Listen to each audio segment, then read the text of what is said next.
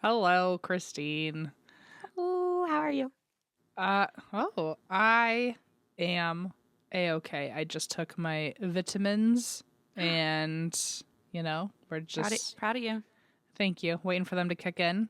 I've officially made an apothecary, Yes. which I'm very excited about. I'll send you a picture of it. It looks very, well, you tell me what I need to do to update it, because right now I think it looks pretty darn good.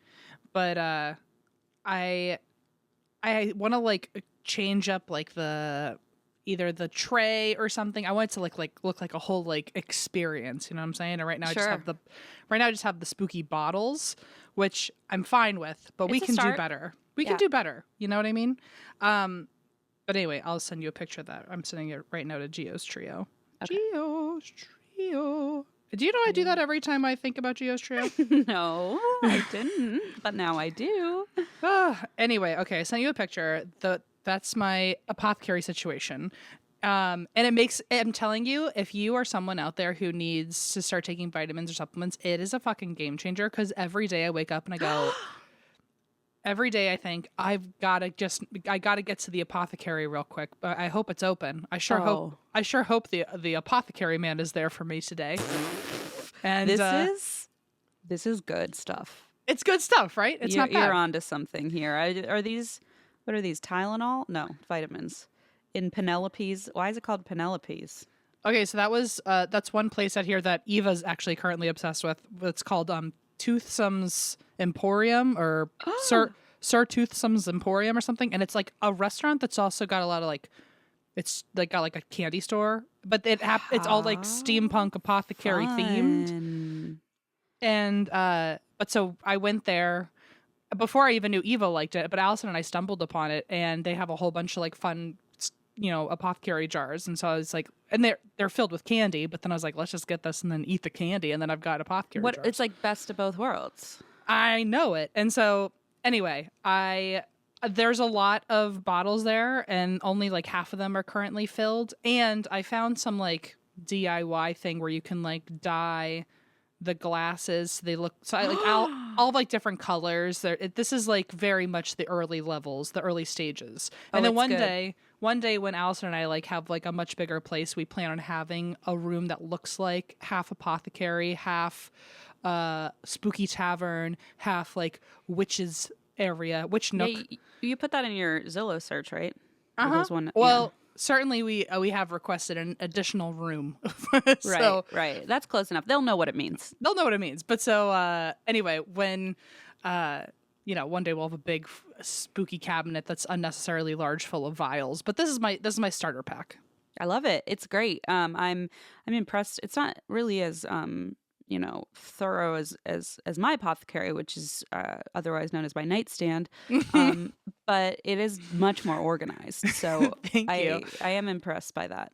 I'm very proud of your nightside apothecary. Thank you. Anyway, that's what I drink this week. I drink water with my vitamins, with my apothecary pills, because I am growing my apothecary. And why do you drink, Christine? Boring. You should be drinking laudanum or something. You should get some cooler liquids to go with your, I don't know, tincture. You could get a tincture. Tinctures. Yeah. Allison, by the way, tried to insert herself into this apothecary plan, and she was like, well, we should get jars and put a bunch of my lotions in it, because at an apothecary they would sell balms. And I'm like, you just want to play. You just want to be in the apothecary. You just want to be part of this. I'm an only child, Allison. You don't get to have my apothecary. Get your own. I was like, we can have a shared apothecary when we have a big old house that has enough room for all of your balms. As someone who, she has 60,000 lotions, and she's like, we should put all my stuff in your apothecary. And I'm like, then I'm barely involved. And so anyway, then you will need to hire someone to run it. And we should have. I was telling her we should have a bottom, if we have a big spooky cabinet, is what I'm thinking. Big cabinet. Yep. Bottom row, coffees and tea leaves in jars. Love that idea. Middle one, maybe like lotions and, skincare being good for yourself moments. And then a whole other row is just vitamins and supplements. So the inside of you is taken care of. Okay, hear me out. I would switch the lotion and the vitamins just because it kind of weirds me out that the coffee and the lotions would be like commingling almost. You know what I mean? That's me trying to compromise with Allison because she's shorter and will need the shorter shelf. But I Okay, do think we fine. should put all of her stuff on the highest shelf where no one can touch it. I do think that's a good idea. So I am with you. Oh, You know I what I was mean? thinking lotion's bottom now because if Allison's shorter, she reaches the bottoms. Mm, Any of the scents just kind of sink down. They don't dilute all of your tinctures. I see where you're going. I kind of like the idea of hiding all of her stuff, though. That I sounds like a I fun would game. I think once you mentioned that idea, I jumped ship and got on board with yours. But yes, I love your apothecary. Thank you. We'll shop it. We'll figure it out. I love it. I can't wait to stop by, see what's available. If you ever need anything, you get let me something know. to cure my woes. Mm. Yeah, so we'll see. I think you would like that secret fourth shelf where it's actually involved. It's also affiliated with the Spooky Tavern, if you know what I'm saying. Ding. I'm I think into that's it. the Christine shelf. Last I It's checked. just like some codeine laced alcoholic cough syrup up top for your for all my woes. Yeah. Okay. Why do you drink? Oh, I drink my tincture today, which is just another water, boring. Because I got a haircut. Do you like my hair? I chopped it all off. You caught me in a moment when I was drinking water that was not meant to sound so Everybody awkward. is now thinking Christine's hair must look terrible. It looks very nice. You caught me as Terrible. it mid big gulp. Oh, Did you go to a new place or do you have a regular? I did. Guess how much it cost? Ooh, that's a risky game. $10. No, I don't know. I don't like 60? What? $30. Oh, right in the middle. Are you kidding? Do you know that I got Gio's haircut the other day? It was $130.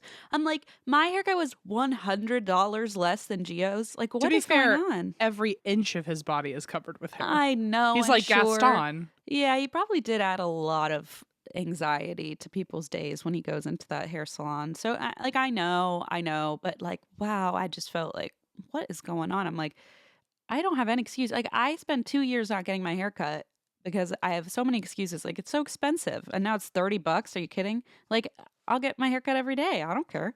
I used to when I had long hair, getting my hair cut was not a regular event, but it costs a lot of money. And I used to think like, man, people with short hair, like they really just like make out like bandits. But I have to get my hair cut like every month, if not every other month at Right. least. And Lace so just even though has it's to do it himself, he's like, forget it. I would love to learn how to do it myself. Like RJ cuts his own hair sometimes, and I'm like, that's honestly so impressive. But I think he just takes like a buzzer to it. I don't think he actually.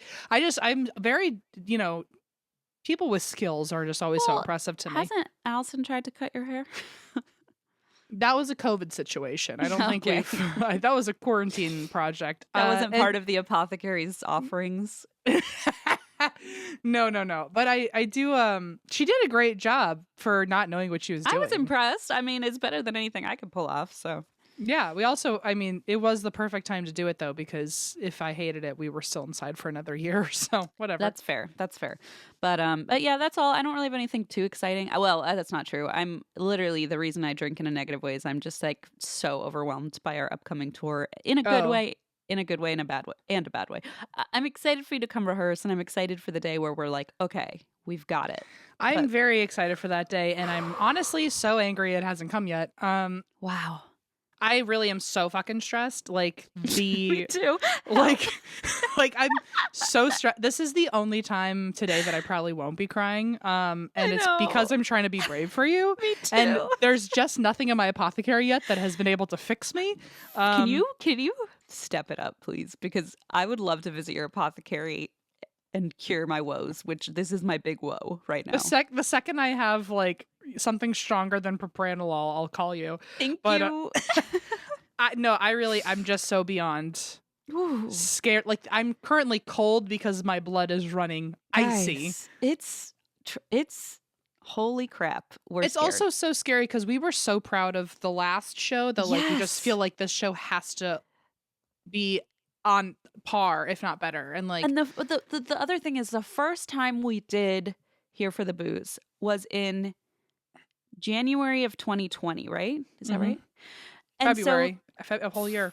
February of 2020. And so this is the first time we're doing a new show for the first time in 3 years. Like this is, in other words, even though we had a long break and then had to go back with Here for the Booze, we at least knew like We how at least had a people script. reacted to things. We at least knew like which clips were funny and like, oh, some of this stuff will be. But now we're like, we just have to tell ourselves people will like it, but like we have no proof of that. So it's kind of terrifying. It's like the first show, Phoenix, we're looking at you. You better laugh. We are loud. very lucky because Phoenix has always been one of our loudest crowds. It's our favorite. We always go there first, I feel like. And so this is going to be really, I'm sure this comes out after that It show. does. And if Phoenix happened to be incredibly quiet, uh-oh. I don't think they Oh, will be. God. They're great. They're every time we go there, and don't worry, guys. We are making a show. There will be a show. We're just in those like frenzied state of like it right now. It's all a jumble, and we're trying to put the pieces together. Let's be honest. Let's be just totally point Okay. blank here. Let's be real TMI about it. I'm Great. having nervous poops every single day. Let's just talk about it. For sure. I'm scared always, and I Yeah. just want to be. Everyone knows what that feeling is when you just like your tummy doesn't feel good because you're so scared about something. Feels like it's like dropping every time you think about it. I've just been on one big drop this whole time, and I just hate it. And Every time someone in our team is like, "Hey, so like there's an interview opportunity for next week." I'm like, "Don't you know what we're panicking through for the next several weeks? Every second of every day? Do you think I have time for an interview?" I really my own friends don't seem to understand that this is like a full flight or fight experience, and they'll be like, "Oh, when's your show? Oh, tell me all about your show. I want to talk about your show." And I'm like, truly the last thing I want to do. Please don't. If you're going to ask about it, please don't be near me, because I just like the one moment I could think about how I'm not on stage is like now being complete with people asking me about being on stage. And like unless you want to get projectile vomited on, maybe don't ask any questions about it. Anyway, I know it sounds so backwards, but we are also like, once we've got it figured out, we will be somewhat excited. And I say somewhat because I will be terrified until 10 minutes into the show when my propranolol is kicked in. Mm-hmm. And then I'm going to feel so grateful that this is our job, and I'm going to be so blown away, and I'm going to be so happy, and I'm going to be like, I can't believe this is what we get to do for. But remember when we were worried, and then we're I know! immediately gonna sink right back. It's the most twisted experience where like half the time I'm in complete peril, and the other half the time I'm just so fucking stoked that this gets to be my life, and there's never a gray space. It's so wild. So anyway, by the time this comes out, we will be in the stoked period, but we are talking about all of our jitters currently, and that's it.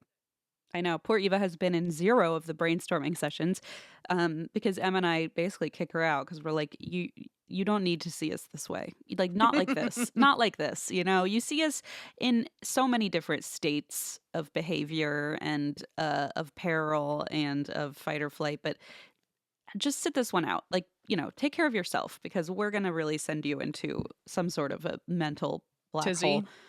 And so instead, we've been doing it solo. So Eva is coming to rehearse next week as we record this and has absolutely no idea what to expect. So that's kind of fun. We'll see. She might need some of our propranolol or something. I know. She's going to be making phone calls in the back like, yeah, we need some help here. Okay. Anyway, that's why I drink. Okay. Yay! What a good, serious, important, big reason to drink, and it's also why I drink every day of my life. Yep, I thought so. Whew, all right. Well, let's just jump into it, Christine. Why don't we? Let's do it. We're obviously feeling a little chaotic and nervous about things today. Here is a chaotic, nerve-wracking topic. Are you ready for it? I thought, no, yes. I was like, wow, I'm ready for something some escapism. And then you were like, no, here's more of the feeling you're currently feeling. But okay. It's a tinge of frenzy, but other than that, it's an escape. Okay. I'm in. I like a little frenzy. Here is A touch of frenzy. a touch of frenzy, also known as the 7 deadly sins. Not to be Okay. confused with the circles of hell, which I did cover in, I think, episode 65. So I remember we were on tour, I think, during that too. I remember you researching that, I think on a train or something. that sounds maybe right. I'm Or not. maybe that was a dream I had. Anyway, What an odd dream. Hold on, come to my apothecary. I'll fix you right up. what does it mean? Read my palm and give me a tincture. I would like a sign eventually in my apothecary that says tinctures. I'm gonna make you one that says read my palm and give me a tincture. That sounds like I just haven't heard that word not before, but in a very long time. So it's feeling right in my brain. It's one of my favorites. Tincture. It's feeling bubbly in my head, if you know what I'm saying. That's the idea. All right. 7 deadly sins, and also a quick featurette of their affiliated demons. Okay. So, the 7 deadly sins, which I'm excited to talk to you about, sweet raised Christian child. Catholic, excuse me. It is technically Christian, but Y'all separate yourselves from the rest of the Christians. What do you think, you're God? yeah. Well, yeah. Okay, so the 7 deadly sins, aka the 7 vices, mortal sins, cardinal sins. The reason we separate is it's just like a very niche. Like if you're going to Catholic school, like everyone who's been to Catholic school is like, oh, I know what that's like. You know what I mean? Like it's a very nuanced, nuanced form of childhood trauma. Yeah, of trauma, precisely. So I just say that for other people who've also experienced that, to get a little like, so you feel seen. I feel you. Yeah. All right. Well, then all of you can probably harmoniously sing along to my notes as I talk about something you know much more about than I do. But fun fact, did you know that the deadly sins don't actually come from the Bible? Yes, that's why when you said the Catholic thing, I was like, this isn't a thing I learned about because I don't think it's a biblical thing. Well, where do they come from? So it comes from the 4th century, and it was a monk named Evagrius Ponticus who lived in what is today's Turkey. Okay. And he was an influential writer and philosopher, and he was a monk who had a very, very stern discipline, and he walked the real straight and narrow, super strict path, avoided indulgence. Yeah. He sounded like the exact opposite of who I'm inviting to a party. I actually want to invite him to dinner because he probably will only drink water, but I don't want him to come to my party because I feel like I need a better energy than that. I'll have him over with only one other person. So if I'm getting overwhelmed, the other person can maybe do the social dance for me. But other than that, I don't want him ruining all my friendships at once. So maybe that's right. Just one at a time. Yeah. So he wrote a lot about the spiritual hurdles that you could encounter. And this is why I'm talking about Christianity, because I feel like you've had at least some conversations regarding that. I'm certain of it. And of his spiritual hurdles that you could encounter on your path towards God, this led him to writing about the 8 deadly thoughts. Oh. Instead of the 7 deadly sins, 8 deadly thoughts. And I like that he felt like we needed to keep it real concise with 8. Like you could have like 100 deadly thoughts, but he was like, 8's probably, the best 8, that we've like got. everyone's gonna stop remembering after a dozen or so. You might as well stick to like a handful, a manageable amount. Which actually is interesting because I do think 7 is in psychology. I think the research shows that after 7 items, you start forgetting things. That's why phone numbers are 7 digits. Mm-hmm. So I think 8 deadly thoughts, obviously there's a reason that didn't land, and it's because we all kept forgetting one. There's one we can never remember. It's like probably forgetfulness. It's like when you're trying to name all 50 states and there's always one you miss. I always miss about 36, but Oh, okay. Well, one. Same difference. Well, so here, do you want to guess what the 8 deadly thoughts are? They're pretty much the same as the sins. I'm gonna embarrass myself and like not know. Sloth, Sloth is one. greed, gluttony, envy, anger, which is what's the word for anger again that they use? Some fancy word. They actually used anger for this. Oh, okay, never mind. Rage. I don't know. Anger. You're thinking of wrath, but wrath. Yes. But it was actually originally called anger. So. Oh, okay. See, I do. That monk and I. And I don't know, lust. Did I say that already? So you're pretty on board. So you got gluttony, you got lust, you got envy, which at the time was called avarice. You got wrath, which at the time was called anger. You got sloth, and then I think one of the ones that you did not get was pride, which is still around. I wonder why. And then the other two at the time, which no longer exist as sins, were melancholy and vainglory. Oh, melancholy. Well, yeah, that's tough. Yeah, so we've all been there. Allegedly, Christians ended up taking some of this also from they took some of this knowing about it, and they also took from Hellenism, which was the pagan beliefs of ancient Greece, and also from an Iranian folk religion, which involved soul journeys after death and the kinds of things they might encounter as a soul. And so all of this kind of led to the concept. Well, the deadly thoughts moved west. It got translated to Latin and then edited down to 7. And basically all that compiled becomes the 7 deadly sins. Cool. So it gets edited down to 7. And at one point someone took out sloth. So sloth was out. Then they replaced it with envy, but they already had avarice. So, okay. And then in the 13th century, we lost melancholy. We get sloth back. I love this exchange there. Who decides these things? I mean, God. I feel like there's a council. There's got to be of somebody. Yeah, it's probably a council of one guy, and he just can't make up his mind. I don't know. It's actually he keeps switching it out for his diary by accident. He keeps writing his feelings in the wrong spot. And he's like, "I'm not sad anymore," and he's just like, "Now I'm just sleepy." I kind of think of it's more like. I've always been really fascinated. I feel like there should be a documentary about this. The people who work for Merriam-Webster, who once a year sit around a table and discuss every fucking word. And I feel like there's some sort of thing going on like that, where they're what gets passed and what gets left on the floor. Yeah. I imagine there's some sort of religion lawyers who would be involved in that council, because you have to go through every situation of well, can you have sloth for this, but can you have sloth for that? Them hundreds of years to decide mass was no longer in Latin, so I can't imagine any of this goes efficiently, Great point. Anyway, that's the way my brain's imagining it, that there's just a bunch of people writing down everything they've ever thought about. They're just sitting concepts. It's all men. They're all sitting at a table and they're all just bitching about this. Yeah, as if it's so important.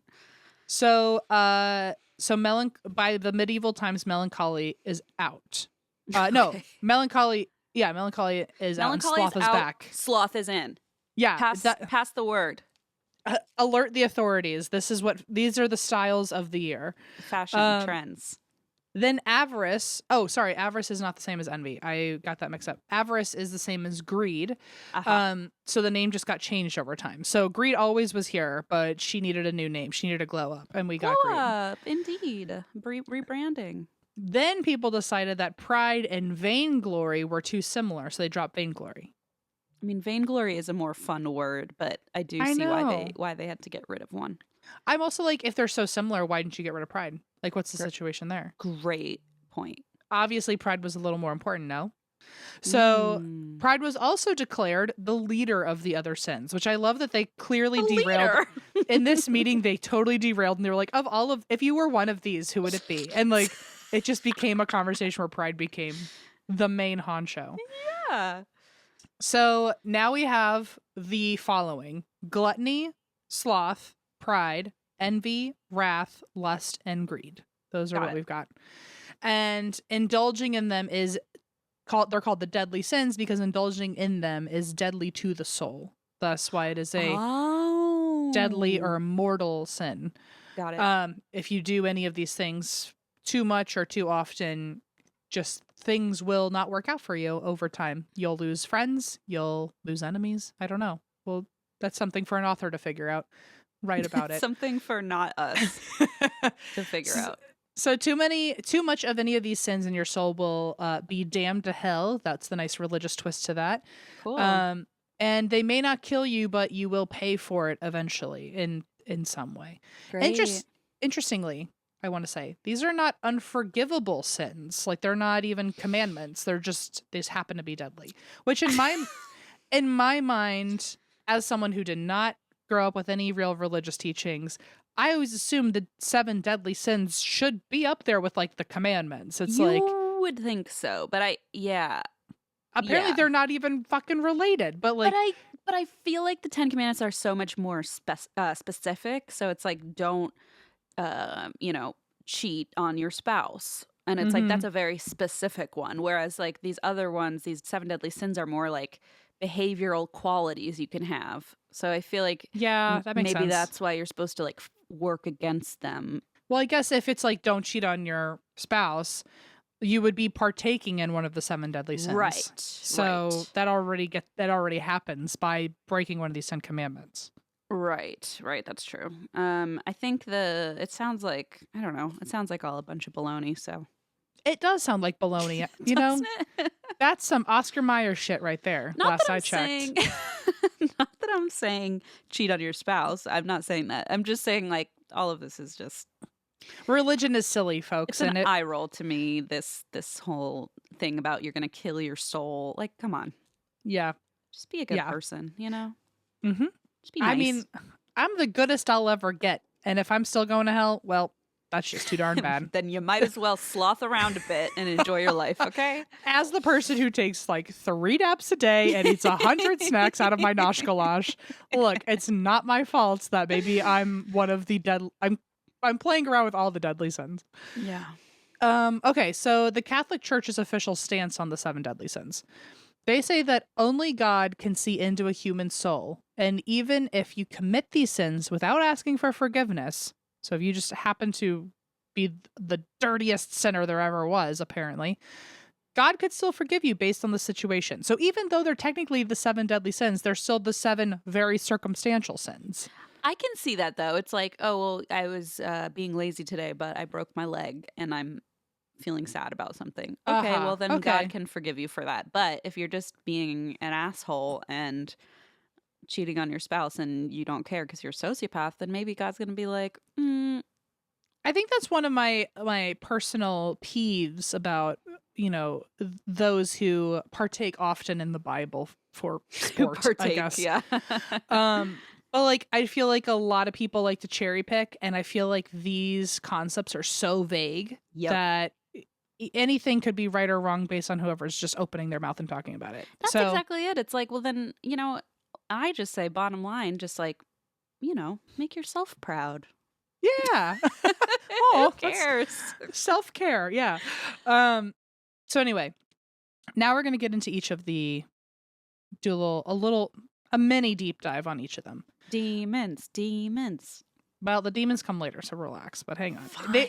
It will be interesting. I promise you that. So, first and this is maybe more of a crash course for people like me who didn't have to, learn about this stuff. I mean, granted, like, I know this isn't entirely biblical, but in my mind, I always associated this with religion. And so if you're someone like me who just always clumped them together and never really learned anything about it because you assumed it was religious, this is your crash course.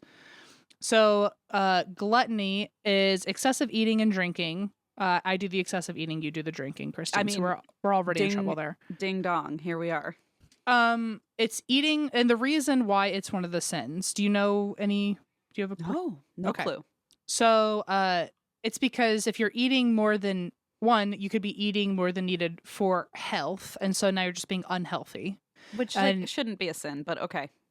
Should not be a sin, but I think the deeper dive is that it has now if you're not doing it for your health or to be full, then you are doing it as an act of pleasure. And So what? heaven forbid, Catholics don't like that part. heaven forbid that you enjoy something in your life. You should be suffering always, but you should never be melancholic about it. Right. I'm so over it, you know?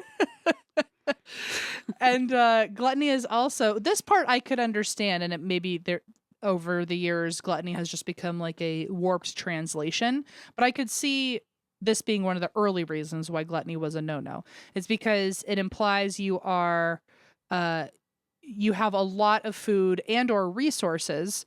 You just have a lot of things that if you're trying to flaunt your wealth, you could be doing it to you could be buying expensive things that aren't necessary when you could be buying cheaper options and leave some for others. So it's sort of like you're being too lavish and like not too spreading lavish, the wealth. not spreading the wealth. Yes. Right. Okay. That you're not helping others who probably need what So you much are now hypocrisy there, but over. I know. but yeah, I get what you're saying. Like that at least makes some more logical sense. So yeah, it could probably be better translated to an unnecessary abundance that you're not sharing with others. Right. And that I can understand. It, to a degree. Next one is lust, which is I'm saying obviously, but maybe you don't know. Lust is the intense yearning for something, which is usually sexual, but can really be anything. But the reason why this is a big no-no is because it distracts from gross, righteous desires like serving God. Oy vey. And some groups, apparently, this is beyond me, some groups have taught that if you try to cool off your lust, whatever that means, or like cool your loins, refocus your energy, you can then use that energy to help others, which like, ooh, I don't imagine want that energy. Keep it away from me. If you're redirecting your sexual desire, your unfulfilled sexual desires into giving me a hand, I don't want it. Can you imagine if someone's like, oh, I need help bringing these groceries in, and then someone just comes running across the street and they're like, well, I'm really horny. I can't wait to help you. I'm so horny, wait. but God told me I have to do this instead. Okay, well, no, thanks, I'm fine. Anyway, that's the suffering in that alone should be its own type of sin, but whatever. So there's lust, and then there's sloth, which is excessive laziness, something I regularly deal with. Same. And basically it means if you should be serving God, but you are in the middle of serving yourself. And if you're resting, then you're not serving.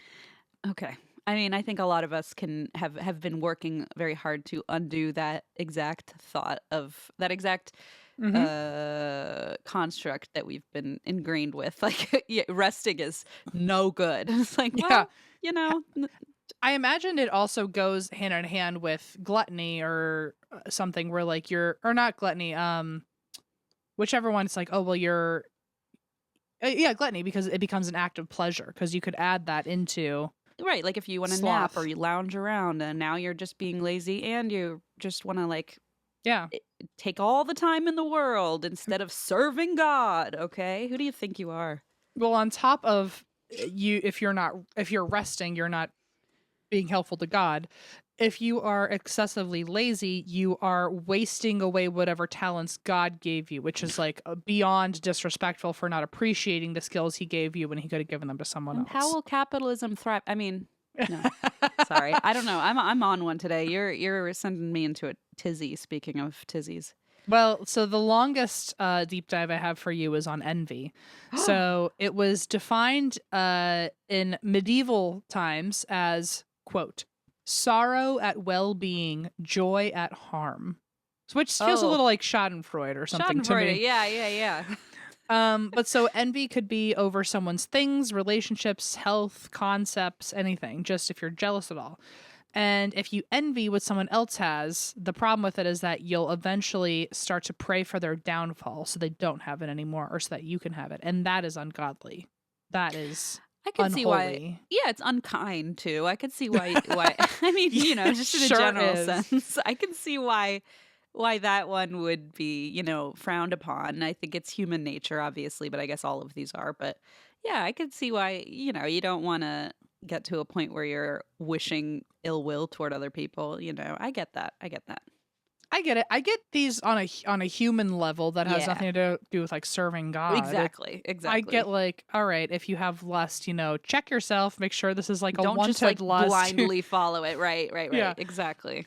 So beyond the seven deadly sins, envy pops up in a lot of cultures as a supernatural force of its own. It doesn't it see which is Oh. weird to me that pride is considered the leader when envy can break off in all sorts of It sounds religions. like Envy's like the secret underdog, like the secret She's leader a who's bad bitch. she's just She's letting Pride like do the fronting, and meanwhile she's in the back like holding the whole thing together, you know. she also lets pride think like she lets pride be prideful and think that she's in charge. Hmm. But envy's like, you're a fucking pawn in my game. That's You right. You don't Mhm. even know. And so envy pops up all over the place. And in one of those ways is the evil eye. And so Hmm.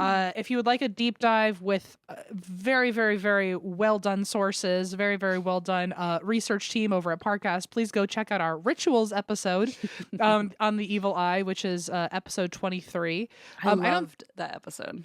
I don't think I've covered it on here before. We definitely Mm-mm. can in the future, but I can tell you Rituals was very well researched. I am very confident in all the information that we Yeah. regurgitated to you via script, and go check it out. So, anyway, the evil eye. Just to give you a quick summation, the evil eye is part of many cultural and religious lore. So, in Judaism, for Muslim people, it's been in there. It's in at even places. It's just been in Greece, Egypt, Morocco, Romania, Italy, Turkey, Israel, Slovakia, Iran. It just kind of goes on that the evil eye is somewhere or at least known in some capacity. And the concept of the evil eye is when you have good fortune, jealous people can curse you out, or not curse you out, curse you, slash. It could be unintentional, it can be intentional, but just by looking at you with envy, they're cursing you. Um, and it leads to an evil eye where just the look alone is Is causing damaging, your right? your downfall. Yeah. Wow. Okay.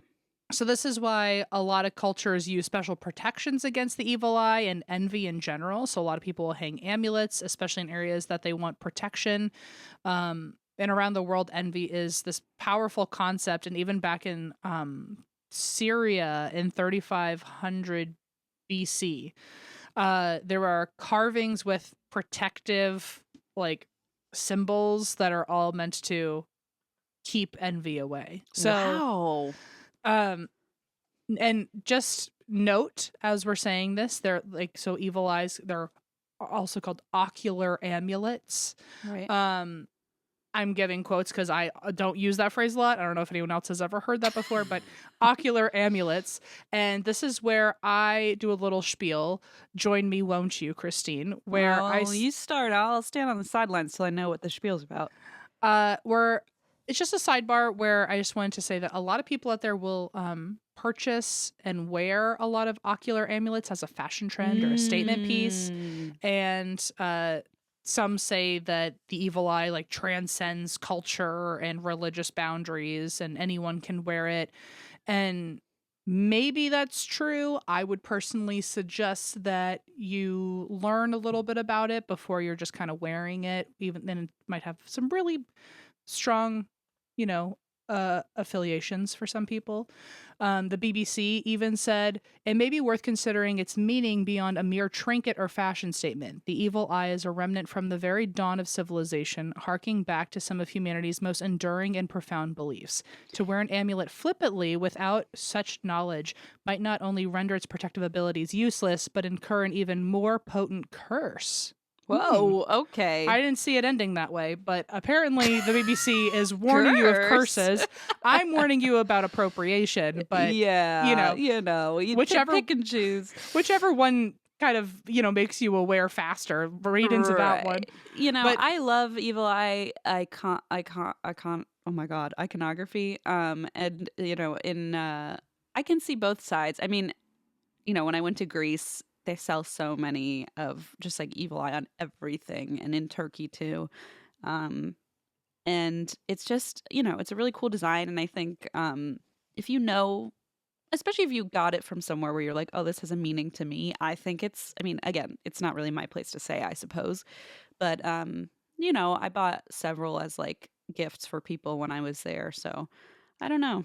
I feel like it's one of those things where it's so often seen in my face that I don't even realize that maybe it's something I should be paying attention to or read more on. But it's almost like I kind of clump it in nowadays with even like crystals, because a lot of people just have crystals or want to wear crystals, but like you got to be wary of like, well, how'd this crystal come about? Was it in an ethical way? Mm-hmm.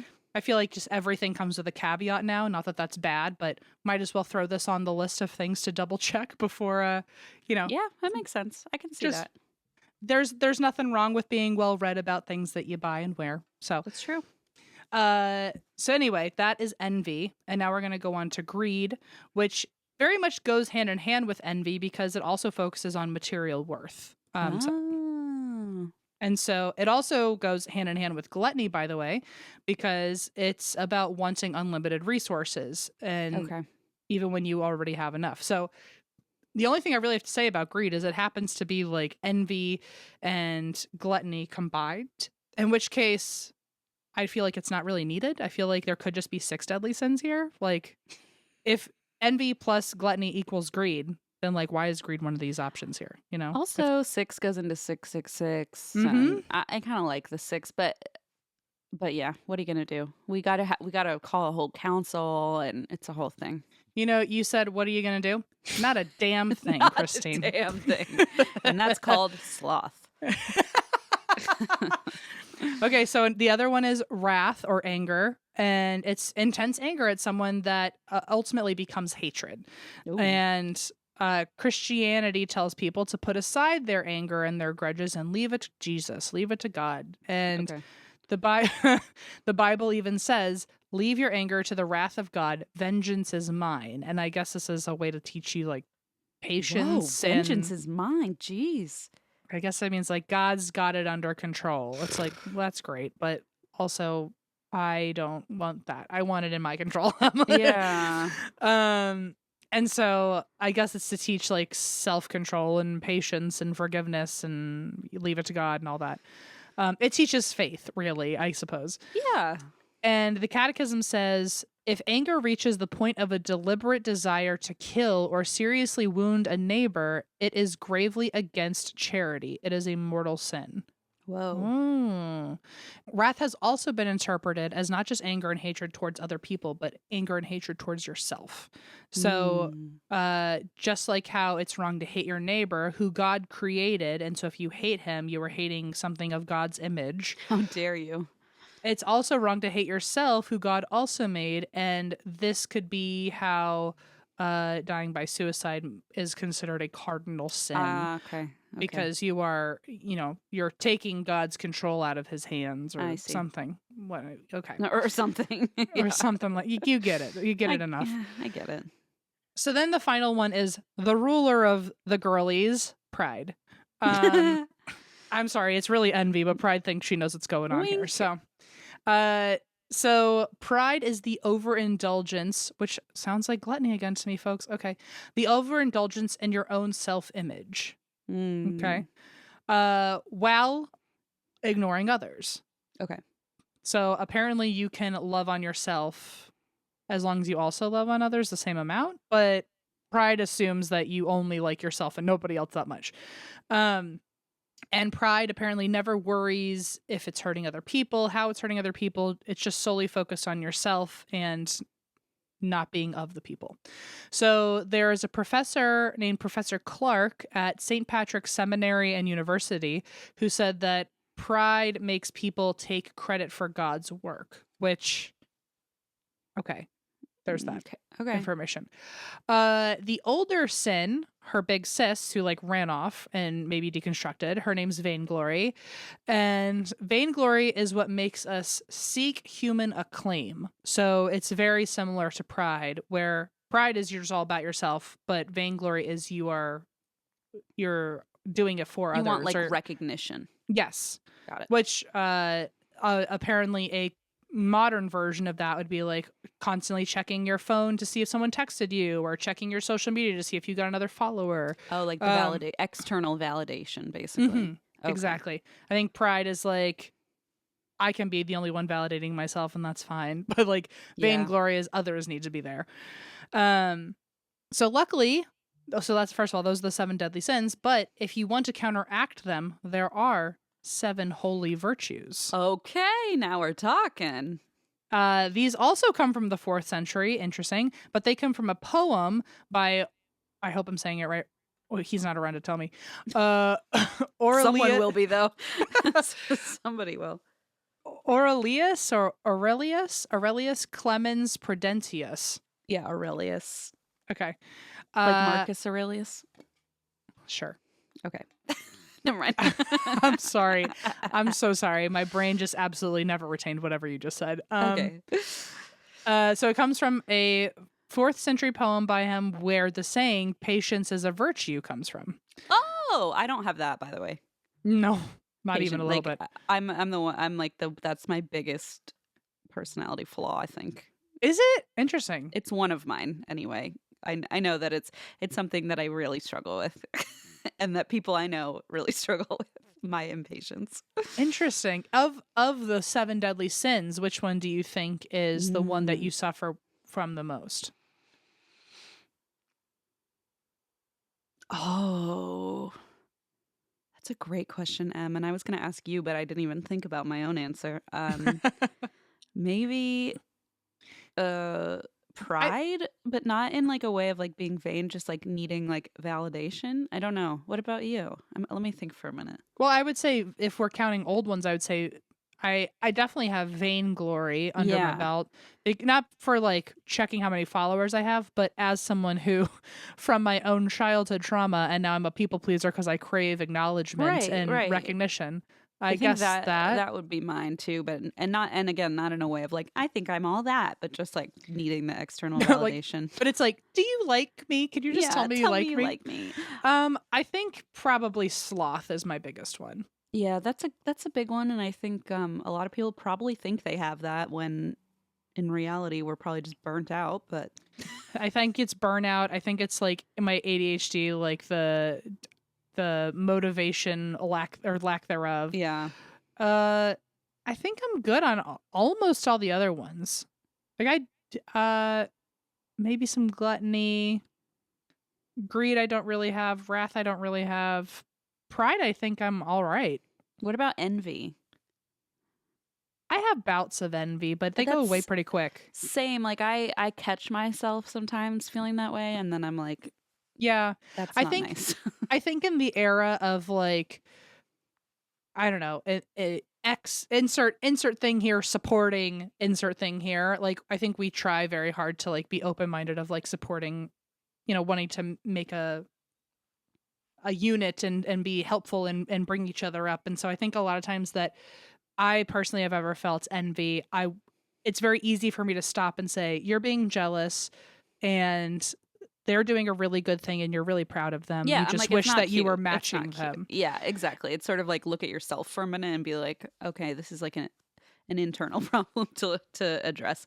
Yeah, exactly. But I would agree that I'm able to talk myself out of it. Yeah. I think lust I don't totally have a problem with. I think sloth. Mm-hmm. And you say pride is yours? I think so. So everyone's gonna write in and be like, "Nope, that's not yours. Yours is X, Y, and Z." Is being a piece of shit a deadly sin? Because that's the one you've got.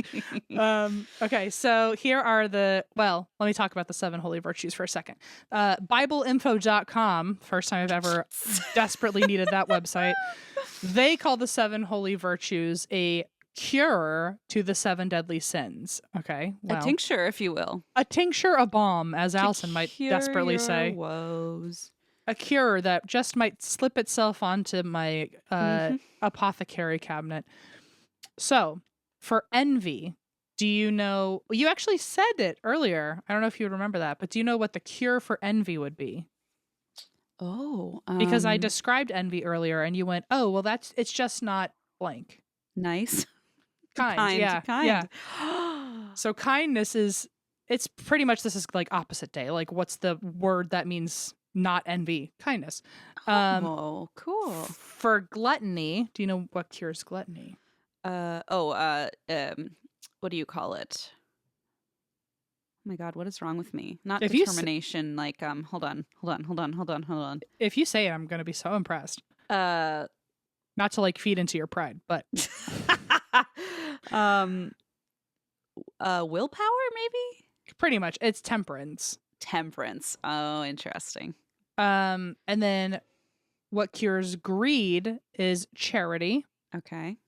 It also says or love. So, you know, if you've got one of them, you're fine. Love. Gross. Guess what cures lust? Abstinence. Chastity. Yeah. Oh, same diff. For self-control. All right. Yikes. Pride is cured by humility. And then slothfulness is cured by diligence or zeal. Okay. Oy vey. Well, apparently I got no zeal to me. But No, whatever. I certainly don't either. And then wrath is the last one, and patience is a virtue. So patience cures maybe wrath. maybe that's my opposite, wrath. Do you have a quick temper? I did. I used to. I've really worked on it. So maybe that's my like natural my natural one, and I just have overridden it. Your God-given sin. My God-given wrath, yeah. Fun side note, if you noticed, a lot of those virtues are popular names for daughters. Temperance, oh. Charity, patience, chastity. Oh my God. So really we need a whole list now of children named sins. So if you've got a kid out there named, I don't know, Sloth. Avarice. Sloth! Sloth is a great name. Maybe for your dog, but maybe for your sloth, but whatever. So historically, the seven sins were sometimes affiliated. Here's the part that you've been waiting for, Christine. Okay. Historically, the seven sins have been affiliated also with the 7 planets of the time. Oh. Or the 7 luminaries. So the known planets or celestial bodies of the time were the moon, the sun, Mercury, Venus, Mars, Jupiter, and then us, Earth. Okay, that's it. That's all they knew. That's all I knew. Got it. And at the time, they thought Earth was at the center of them and being affected by all the planets around it. Okay. Theologists then thought that planets must be ruled by God because everything's ruled by God. So God must have, if we were being influenced by the planets around us, that was God's will, that was God's doing, and we are being sent good energy from God through these planets. He's using these planets as a work, I suppose, and sending us good energy or good influence through the planets. It's like old-timey astrology. Yeah, something like that. But religious themed. Okay. Yes, it's got doesn't have a good ring to it, but certainly a religious theme to the planets, which I never thought I'd say, but somewhere Neil deGrasse Tyson's like running off a cliff. Yeah. So God is able to influence the planets in a good way. Demons, however, they could not control planets and make them do things that were evil, but they could potentially intercept God's good energy from the planets. Oh boy. And once they intercepted, the demons could morph that good energy into bad energy before it reached God's people on Earth. Okay. Wow. So either way, good or bad energy is coming from the sky. I suppose Mercury in retrograde is still like Lucifer himself. I can confirm that that's true. Yeah. Okay. So even further, one theologist thought that demons could not. So the theory is that, they can't make planets bad like God can make planets do good things, but they can at least morph the energy on its way to Earth.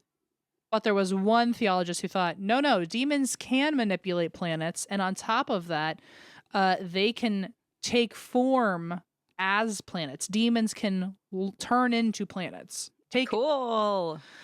And by morphing into planets, I don't know if they're like making the real ones disappear and they're showing up as like Saturn, or maybe Saturn never existed and they're actually demons, or I don't know how it totally works. But basically, sometimes the planets are demons themselves.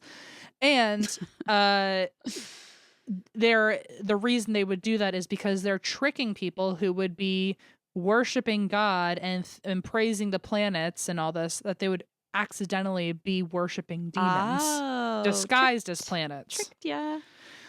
And this is like, I feel like I'm talking to someone who's high and also a conspiracy theorist and also like kind of maybe slurring their words or something. Like this, none of this feels logical. I'm aware. Because I'm like, no, the demons turn into planets and then you worship them. It feels like the part that you don't get is that Jupiter is a demon and now you're worshiping him. Surprise. What? This is actually QAnon part 4 of... Oh my God, it sounds like it. So and Hillary Clinton is Neptune Jupiter. or something. And so basically these demons can trick you into accidentally worshiping them by, if you're like looking at the stars and you know, all that good stuff. Yep. So Christians also use this thinking when talking about religions with multiple gods. So if you were someone who believed in multiple gods, sometimes those gods were associated with planets and moons. So Christians would try to warn these people that if you're worshiping planets and moons thinking they're your gods, you might actually be praising demons. Okay. So once again, they are just dipping their little toes in places no one invited them. Correct. And even further, when talking about the concept of moon phases and how they could affect our minds, like, you know, the tides and the planets and everything affect our bodies, which if you're into astrology, people still, you know, follow that mindset. But just even further with this whole like QAnon level belief system, if you think that demons are actually planets, if you believe that like moon phases and all that are affecting your system, demons could be masquerading as planets, especially during moon phases when you are most susceptible. Because apparently during moon phases, your brain is the most moist. Ew! AKA most susceptible to their will or their energy. What in the world? I don't even know where this logic has taken us, but it's not a sane path, that's for sure. It's nowhere good. So in this thinking, specific demons became associated with specific planets that they would alter during moon phases, and they could influence you the most during those times. Whoa. And soon, because there were 7 demons who got associated with 7 planets, the 7 deadly sins just kind of tagged along, and now each planet had a different sin and demon. Oh my God. So various demons were affiliated specifically with Mars and Saturn. I don't know why. Those were the big 2. Okay. And they could influence planets to confuse and tempt us to sin. And in the 16th century, this guy named Peter Binsfield, who was a bishop and a theologian, he assigned a demon to each sin, because he was like, well, if there are demons assigned to the planets and we could assign the sins to planets, we should assign the sins to the demons. So this Peter Binsfield guy in the 16th century said, okay, we are going to assign a demon to each sin. And those demons became the 7 princes of hell. Oh, here we go. So now I would like to tell you the demons and their associated sin. Hell yeah. Would you like to guess? Oh, sure. And also, let's remember that TikTok sound that went around for a while. Yes, Santanus, Lucifer, Behemoth, or something like that. Yeah. So use that however you need, and you'll at least have 6 of the 7. Oh, I don't know any of them. I know Beelzebub, Lucifer, and the one you said. That's all. Asmodeus. Oh my God. Yeah, okay. I don't know. So Asmodeus is lust. Okay. Santanus. Sexy, by the way. I get it. I'm sure. I wish I knew the song so we could do it in order. Asmodeus is lust. Santanus is wrath. Beelzebub is gluttony. Then there's Leviathan, which is envy. Mammon, which is greed.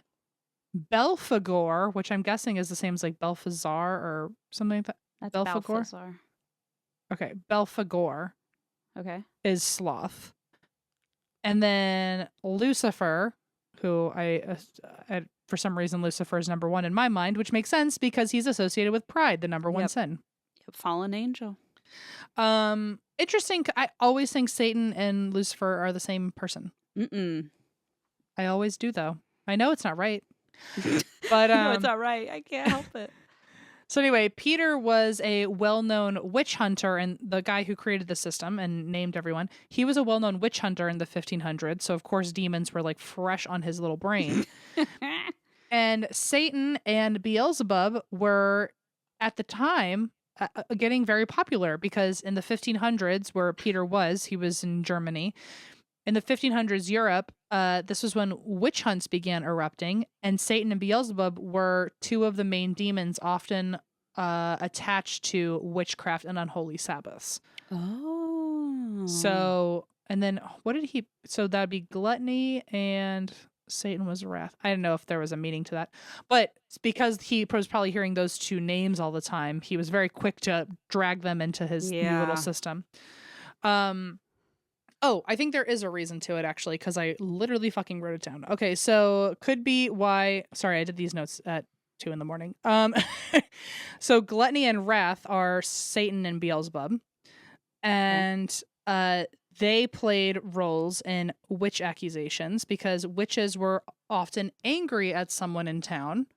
So, like, there was always like they were after a man, or they were after somebody, or they hated the town, or they wanted to curse somebody. So it makes sense why wrath was one of the main sins associated with witchcraft. And then Sabbaths often involved excessive feasts, and that would be gluttony. Oh, that makes sense. So it would make sense that those two sins are the witchcraft sins, and he would name them after the witchcraft demons that keep getting mentioned. Why not?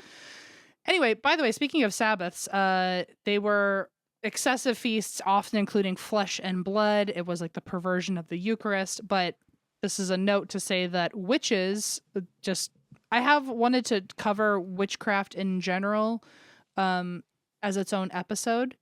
And really the topic I wanted to do was like misconceptions about witchcraft, and like then I wanted to debunk all of it. Like, why do witches wear a hat? Why do witches have a broom? And then I wanted to debunk the historical traces of it. But a lot of it was a lot of roots of all of those stereotypes were actually rooted in anti-Semitism. Right. And I thought the episode, maybe if people still think it's an important episode for me to do, I am open to doing it, but I thought more like, oh, that sounds like that. I wanted that episode to be really fun, and it turned into like a mega bummer. Yeah. So I tabled it, but if anyone is interested, I can still definitely cover it. It's still important information. But witches indulging in these feasts of flesh and blood is one of those things that comes from blood libel, which was used to persecute Jewish people. Mm-hmm. So just wanted to, I don't know, give that a shout out, that if you're hearing if you're hearing if you're hearing like, you know, the story, like even in Hocus Pocus or any of like the movies that we watch, like witches like come and eat little children. Right. It is all rooted in some pretty dark shit. Yeah. So just wanted to mention it while it was like somewhat That's an relevant. Interesting point. Yeah, I think it's definitely a good thing to mention. So anyway, to get back to the 7 sins, they pop up a lot in literature, like the Canterbury Tales, which was my 10th grade nemesis. I hated the Canterbury Tales. It also came up in the Divine Comedy, which is a poem, or it's a trilogy from 1321. And part of the Divine Comedy is Dante's Inferno, which I covered the Circles of Hell again in episode 65. I would like to, since it was episode 65, I'm thinking about doing a redo on that, because really I would like to do one, a 3-parter of Dante's Inferno, where there was the Inferno, the Purgatory, and the Paradise or something. And I would like to just cover the Divine Comedy in general, because I'm sure that would be super interesting to hear it all back to back. But those are 2 of the main places where you'll hear about the 7 deadly sins. And there is, I was just going to say there's a bunch of other references that mention it, but those are the 2 main ones, Canterbury Tales and the Divine Comedy. But anyway, that's the 7 deadly sins. Whoa. What a trip. What a trip, dude. I'm sorry I didn't talk about demons more, but like, you know. Me too, but you know, I always feel that way. It doesn't matter how much you talk about them. I'd still like to talk about them more. Well, here's another thing is I wanted to do more of a deep dive on why those 7 demons were selected Right. as like, the owner of that certain sin or whatever. But I was like, I don't want to burn out material, and like I could do a whole episode on each of those demons. So, Right. and for the ones like Lucifer and Satan, I'm sure I I could do would like multi-parters. love for you to do just a Lucifer episode. I mean, come on. That's gonna be a lot to take in. Oh, did you hear that? But Gio started barking when I said Lucifer episode. He's like, He's- that's me. he's singing the song, Lucifer. Yeah. Lucifer. That's him. But yeah, so eventually I would like to cover each of the demons on their own. So I'm just kind of giving you like a little taste of them today. So Like a taste of frenzy, Yeah. a little, touch of frenzy. a touch of frenzy. A Just tincture taste. of frenzy. Tincture. That was what I was trying to think of. Anyway, that's the 7 deadly sins. Good job, Em. Thank you. All right. I have a doozy for you today. This is the story of Alice and Gerald Uden. Uden. All And right. I'm not gonna tell you any more because I don't want to spoil anything. Okay. I don't know a single thing. So even if you spoiled something, what? Oh, I mean- I didn't either until I thought you were still talking. I didn't want to interrupt you. Thank you. You stopped mid sentence, so I wanted to let you, continue. You made a face like, oh, if I say one thing, you'll just know everything, and I don't want to let the cat out of the bag. So Nope. I just was saying I also didn't know about this before, but so this will probably be new to a lot of us. The story begins in 1976 when 37-year-old Alice Prunty. Okay, so I don't know if you'll need the gargoyles, but it might be helpful just to like keep them I'm on straight it. because there are a lot of like partners that change, like people, change relationships and that kind of thing. I'm on it. They are all sitting here looking pretty. We're ready. First up is Alice. She's 37 years old and her name's Alice Prunty. She was divorced 3 times and she had 5 children.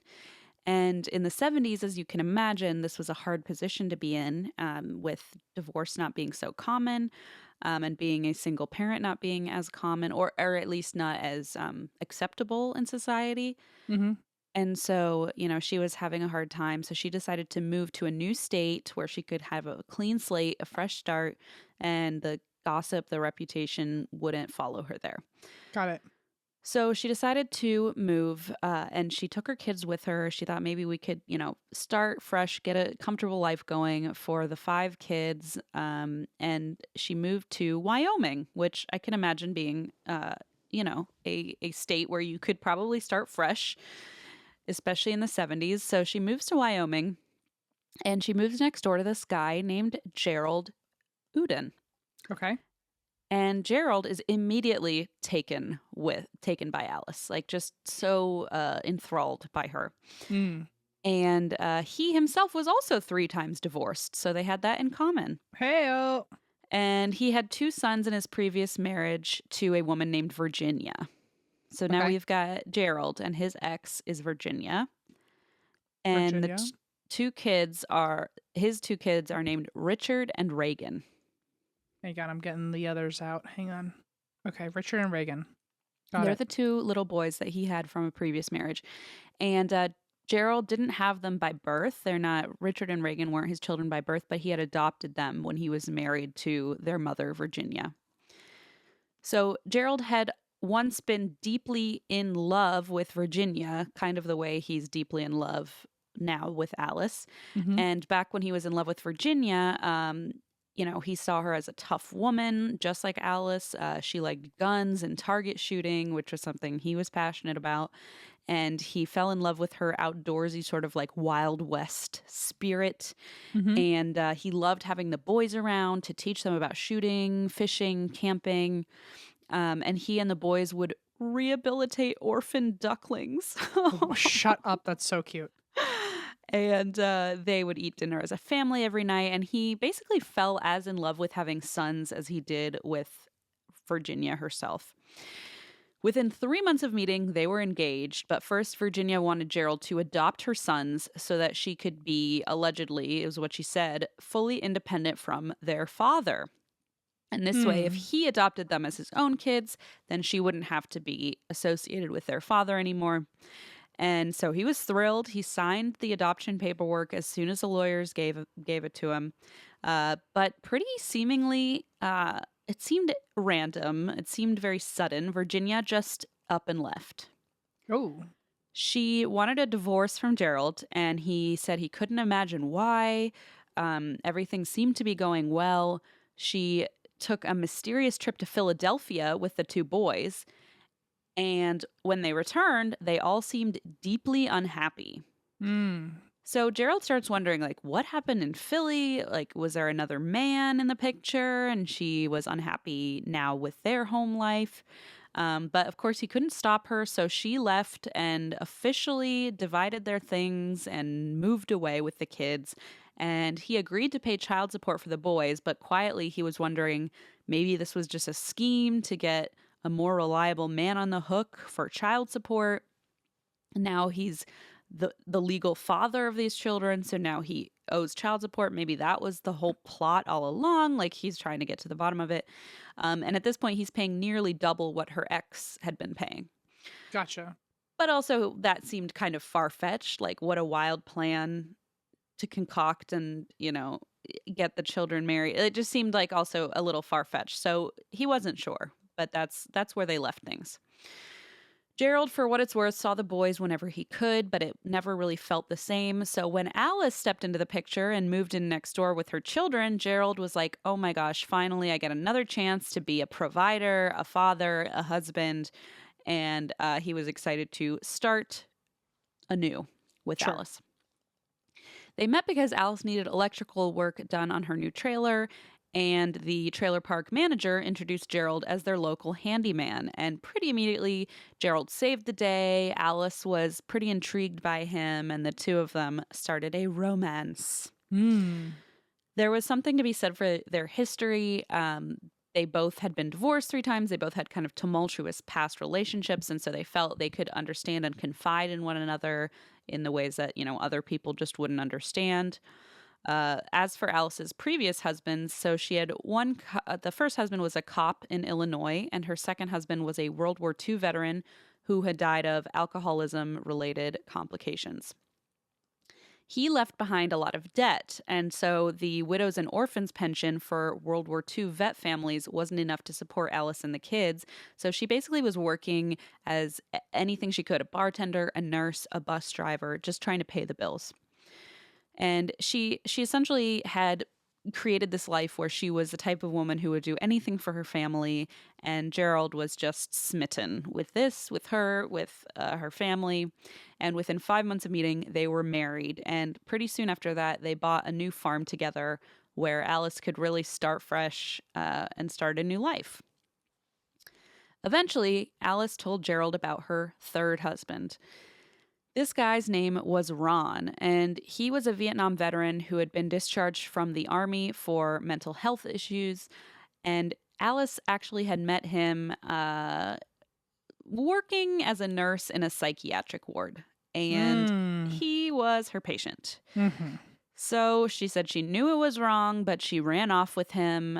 They had this like whirlwind romance. They got married. And of course, as many of these too good to be true stories turn out, it was too good to be true. And pretty quickly, he began physically abusing her.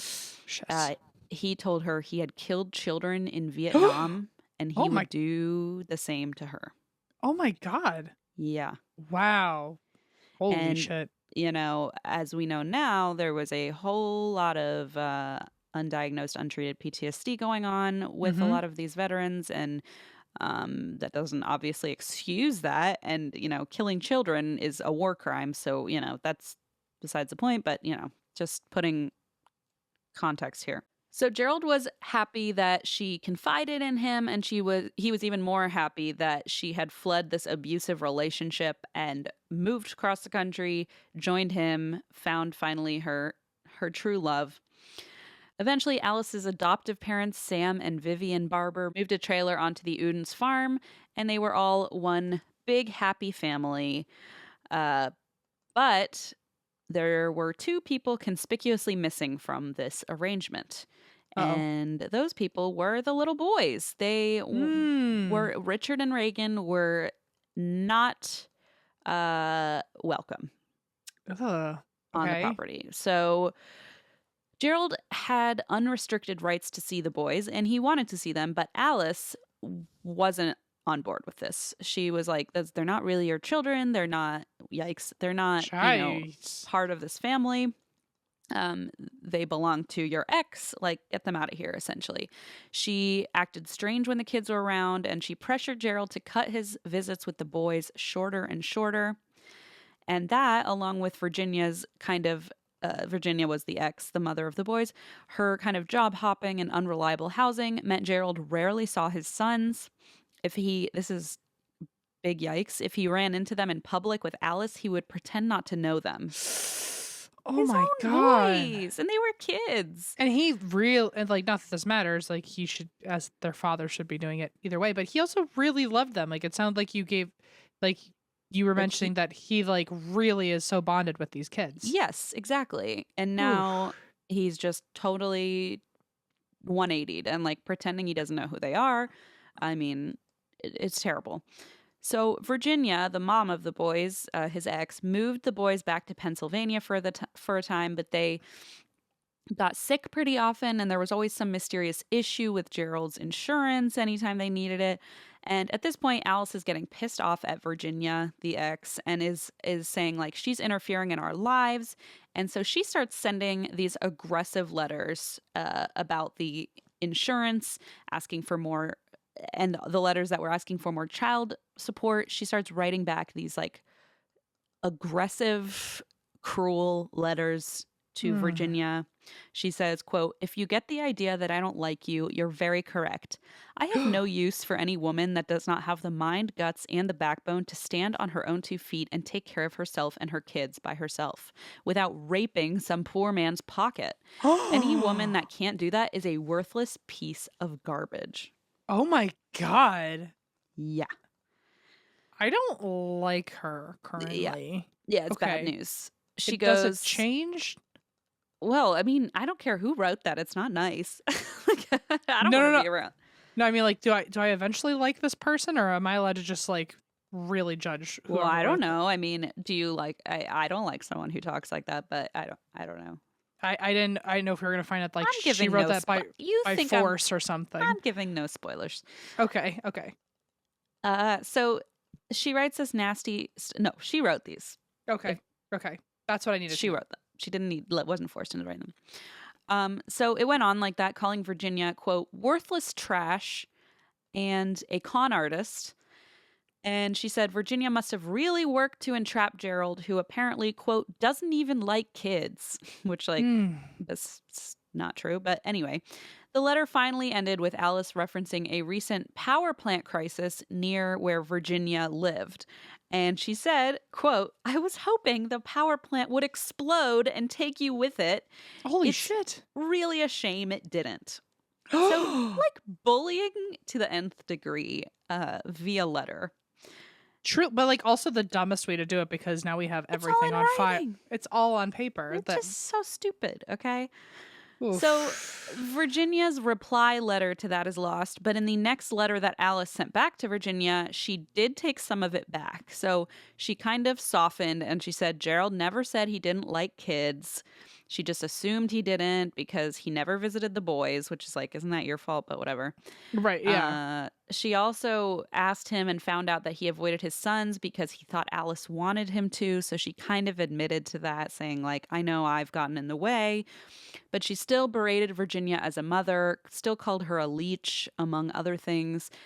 Which is like, okay, so you step back on some things, and then you're like, but anyway, you're still a leech, so that part's true. It's like, this person's got a case of wrath, I think. I'm just some wrath on her hands. So court documents showed that Gerald was faithfully paying his child support, but the problem was Virginia was failing to provide good forwarding addresses wherever she moved, so she didn't get all of the checks. So there was a little bit of issue with like the mail getting to her, the checks getting to her. In 1980, she hauled the boys, Richard, aged 11, and Reagan, aged 9, back to Wyoming to be closer to their dad and to clear up any further child support payment issues. And so they're finally like moving back to the area. She wants them to be closer in proximity wise and relationship wise. And she wants to make sure that these child support payments are coming through without any hiccups. So she moves back to Wyoming. Only a few months later, however, Virginia and both boys were reported missing by her mother. Oh, God. Okay. So we're going to September 13th, 1980. This is shortly after she moved to Wyoming with the boys. And Virginia's mother says, they're gone. I don't know where they are.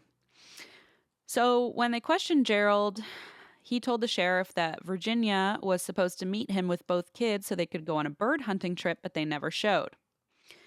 And the report, like I said, had come in from Virginia's mother, whose name was Claire. And she pretty immediately said, I think Gerald, her ex, had something to do with this. I think he has something to do with the reason they've disappeared. So investigators thought at first, he was acting a little bit suspicious, mostly because when he found out that Claire, Virginia's mother, was the one who was kind of pointing fingers of suspicion at him, he got really agitated and mad and really upset. And he told them they had no case, which seemed like a weird thing to say about his own sons being missing, but whatever. So he says that you have no case. I have nothing to do with this. And essentially, they couldn't find anything. They couldn't find anything on him whatsoever. They couldn't find any leads to arrest him. They questioned him and had to let him go. 8 days after Virginia's disappearance, her mom got a letter in the mail that said, "Mom, sorry I have worried you. I am in trouble. The boys are okay. Cover for me. Say I am in California. Will write when I can. Oy. Virginia." This girl loves... Oh, wait, that was Alice who was writing letters last time. Yes. I was going to say, man, this girl loves to just write down all proof on paper, huh? No. So this letter came to Virginia's mom, and it was signed Virginia, her daughter. But this is a red flag because apparently Virginia, when she wrote to her mom, always signed her letters Gin, Gin. And she had sent hundreds of letters to her mother, had never once written out Virginia. So her mother was like, this is suspicious. This isn't my daughter. She also had apparently fled to California. This is the story, where she had no connections with $5 of gas in her car and had left, as her mother found out, $1,000 back home in a jar. And her mom was like, she wouldn't have left $1,000 of cash if she took the boys and moved somewhere. So I know that's not the case. Yeah. Virginia had also never been in any kind of serious trouble. And so when she turned this letter into police, it led nowhere because, of course, it was fake. Then another letter came, also forged. This time, Virginia said she was in Pennsylvania with friends, that she had gotten some money, which is why she was in trouble. And at first, she was as vague as last time. And she told her mom she was purposefully concealing her location. Don't worry, though. Everything's fine. Signed, Virginia. Don't worry about me, Mom. Like, I'm good. Yeah, don't worry. I'm fine. Everything that needs an explanation is not going to get one. Bye. Yeah, it has no explanation. And that should be enough for you. Yeah. It's like, okay. So after this second forged letter, they're kind of turning up no luck until they stumble upon Virginia's car on the side of a road covered in blood.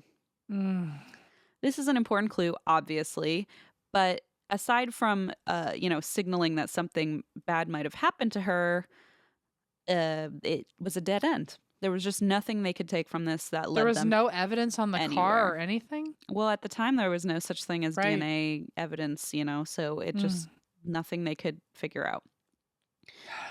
Eventually, the sheriff just had to let the case go cold, which obviously was devastating for Virginia's mom, Claire, who at this point is missing her daughter and her grandkids and has absolutely no clue where they are, but thinks she knows who's responsible. But there's just absolutely nothing they can do.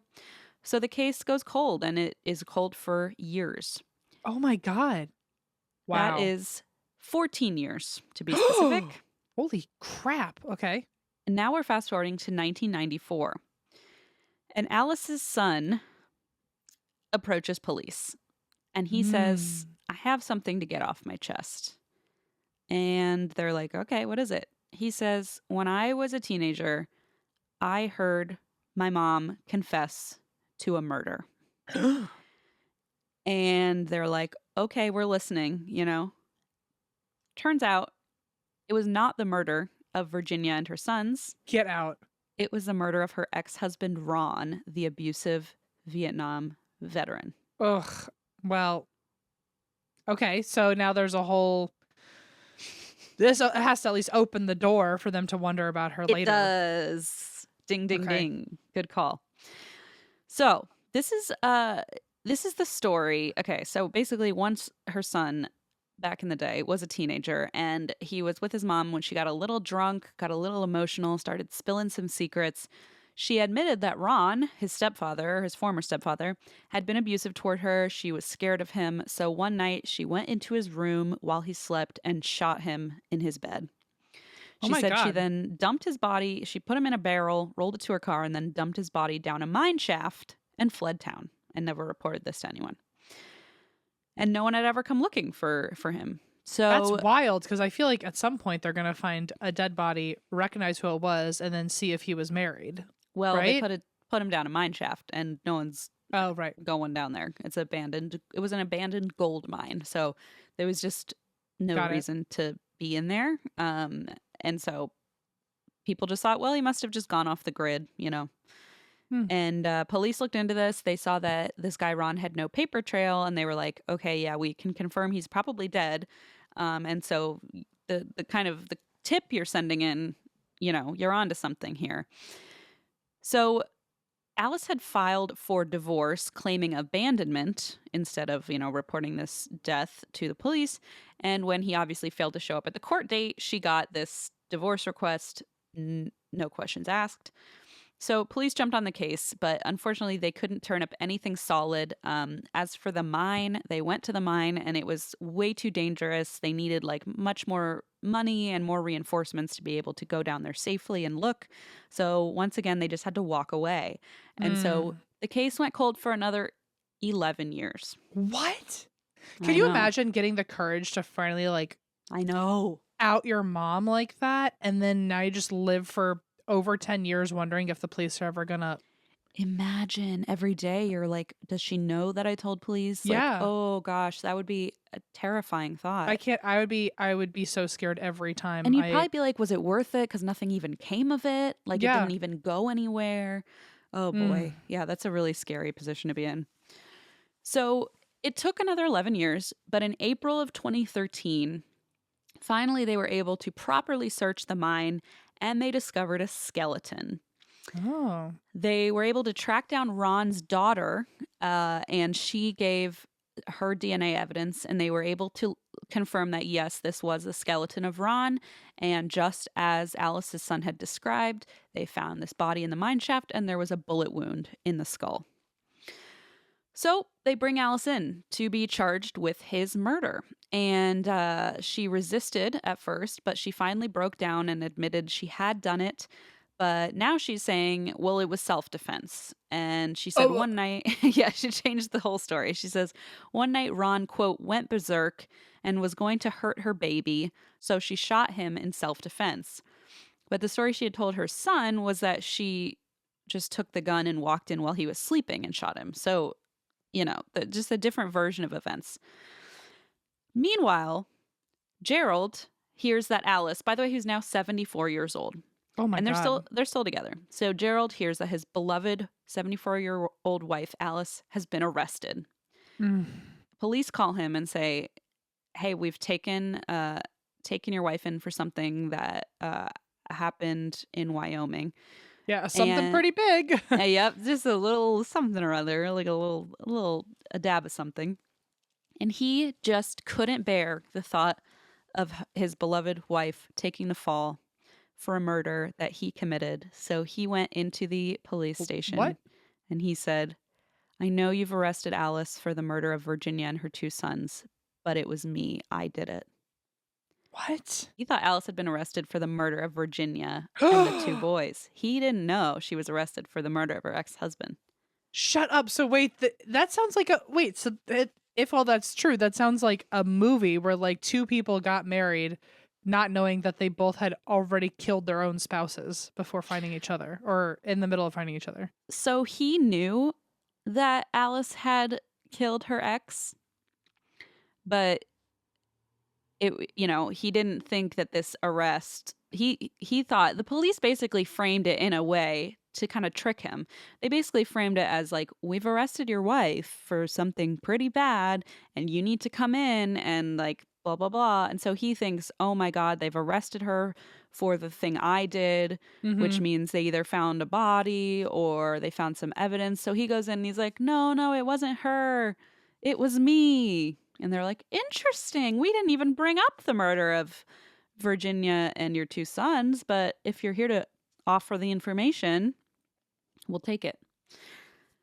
So, oh my God, what a trip. So he goes in, he thinks, oh my gosh, she's been arrested for this. They don't tell him otherwise, to be clear. They're like, you can believe whatever you want. And lucky for them, he did, because he came in and immediately confessed. And this is the story of what actually happened to Virginia and Gerald's two sons. So, oh boy. Here we go. He had invited Virginia and the boys out bird hunting with him. So that part was true. And the boys were very excited. They showed up and they got in the car. They drove out a ways. And Richard and Reagan jumped out of the car when they arrived, were playing where they parked on a lonely stretch of rural road in Wyoming. Gerald fired the gun a few times to make sure it was clean and wouldn't jam. Then he walked right up to Virginia, put the barrel behind her head, and shot her. Oh my God. She died instantly. Okay. Then he approached Richard, who had heard the shot but was facing away and didn't know that the last one had been at his mother. So Gerald walked right up to his son, Richard, put the barrel behind his ear, and shot him and killed him. Tragically, Reagan did see this happen and tried to run, but unfortunately he tripped, and Gerald calmly approached him and shot him behind the ear as well. Oh my And God. he essentially killed his entire family in less than 1 minute. The bullets were small and stayed in their heads, so there wasn't too much blood. But he loaded the 3 bodies into his vehicle and drove away, and he figured there was no way to pin anything on him. And when he was brought in for questioning many, many years ago, he basically just kept repeating the same story, that Virginia and her sons never showed up for their get-together, so he has no idea where they are. And that was it. And when they found out, why, when they asked, why would you do this, your own sons, he basically said, I got no pleasure out of it. Just like, do you think this wasn't that easy for me? Exactly. Like, come on. What? And apparently he saved $14,000 in child support costs, and that was the reason. Well, I'm sure that was the only reason. Yep. $14,000. Yep. Wow. Like, it's one of those things where I'm like, at least $1 million to kill your family, which is like such a backwards way of thinking. But like, you hear 14,000, you're like, it really was basically for free. Like, you just wanted to. It just at that point wanted feels them like, out of the picture. Yeah, like you were just so mildly inconvenienced. Exactly. It was an inconvenience. That's the best way to put it. It was literally just an inconvenience.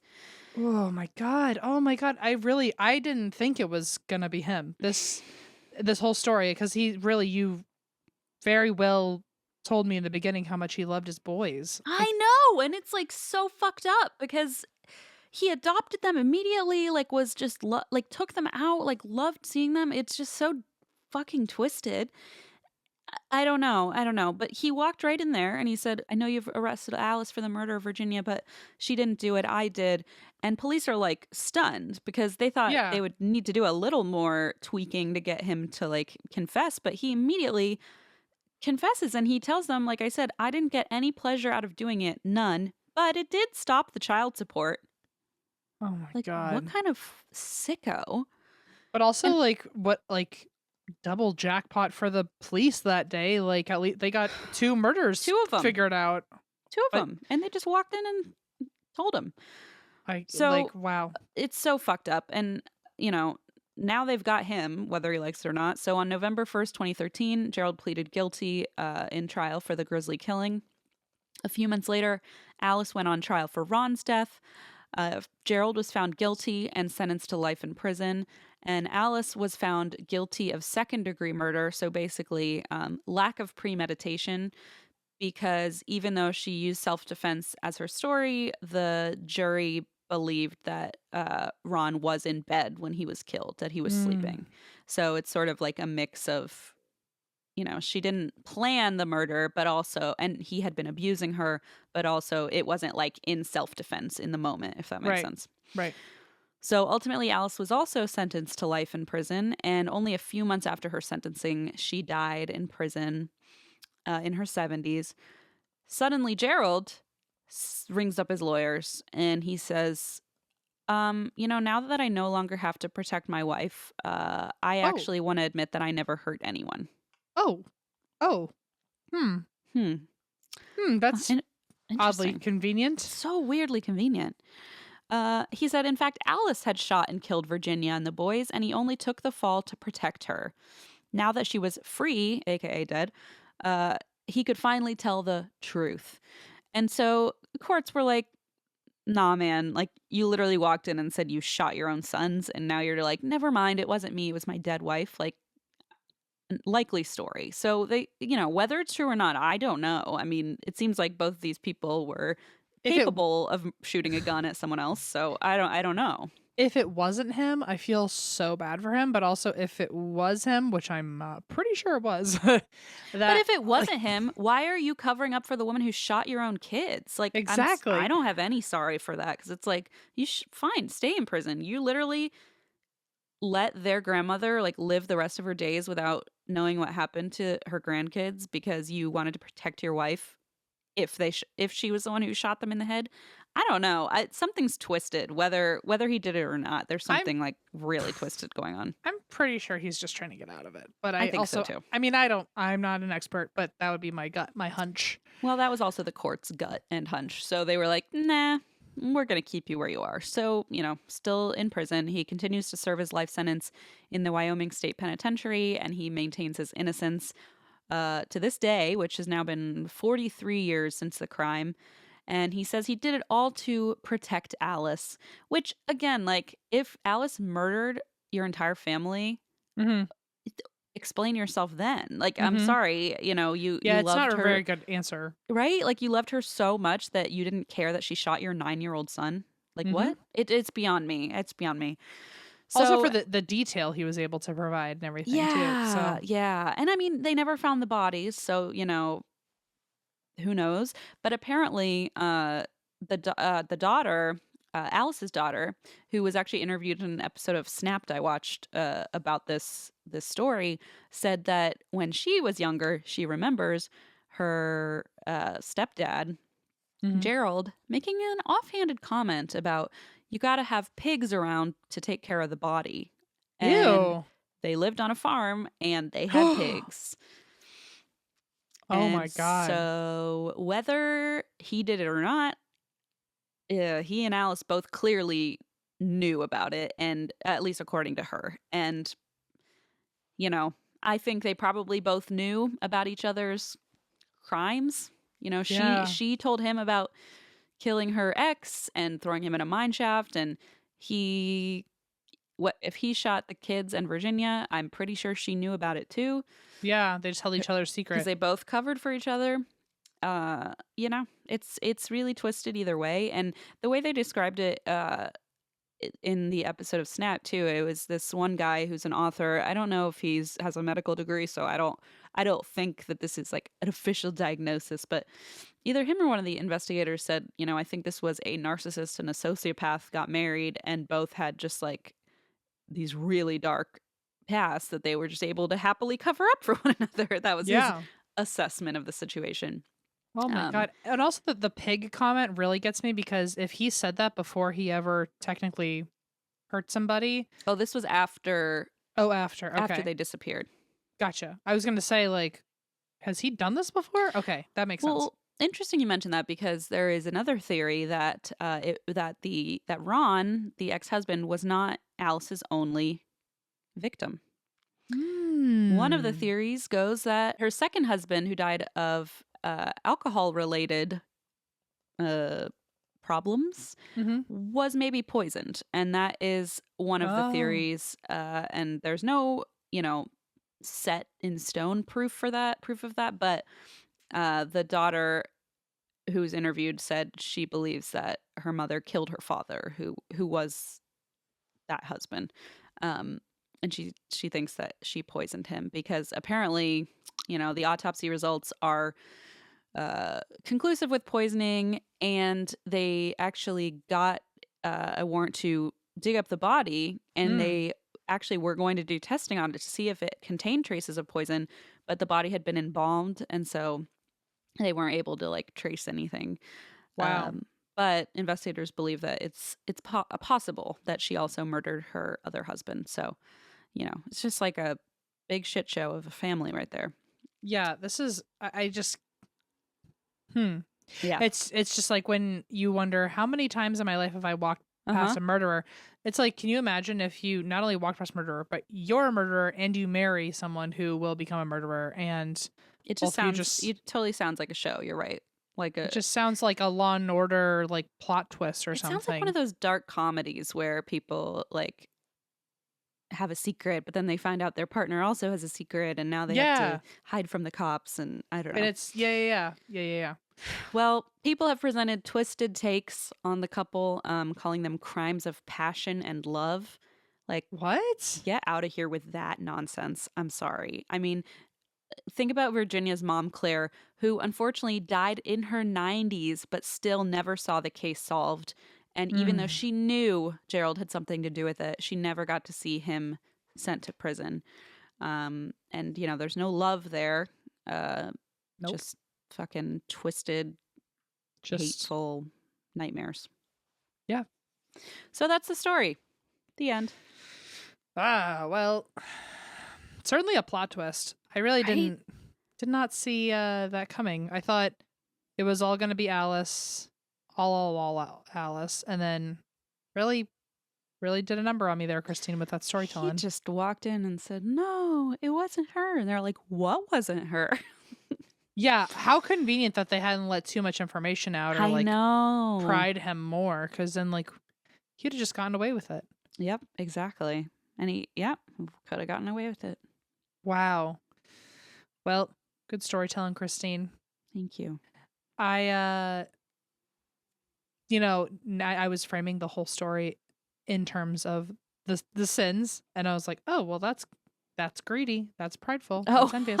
you're going to look at everything through that lens now. Yeah, and then at the end you said crime of passion. I was like, and there's lust. I got them There all. it is. Ding, ding, ding, ding, ding. We nailed Finally, it. I had a really gross, warped bingo game to Bingo play. card. Yep. Oy. Well, thank you everyone for listening. We have our after chat we gotta go do now. We Yeah. actually have 2 after chats we gotta do, which I'm excited about. So I get to talk to you twice. Oh my God, it's your dream come true.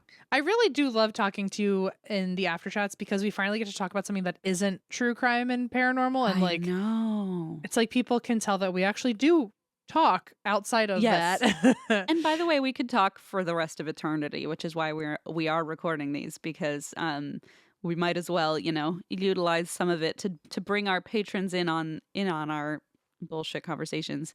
But sometimes they're not bullshit. Well, that one time I remember I was trying to think of that. I think I'm going to go pull that up. We did a Swedish hand clap game together in one of the after chats.